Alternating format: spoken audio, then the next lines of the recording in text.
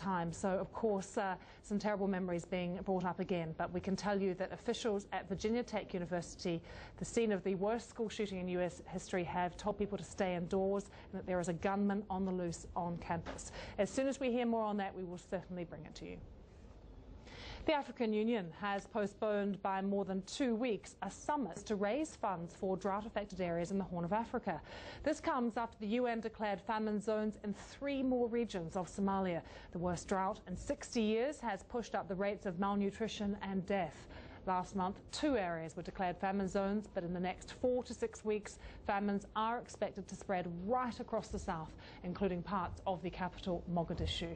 I spoke to Janna Hamilton. She's from Oxfam. She joined us from the Dadaab refugee camp in Kenya, and she described the situation there, the conditions there for people who were arriving. Refugees are continuing to flow across the border from Somalia.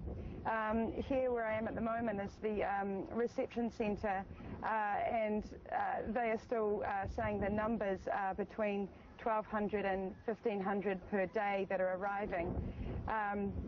The conditions that they're in, they're extremely desperate for the basic needs of food and water and of course shelter.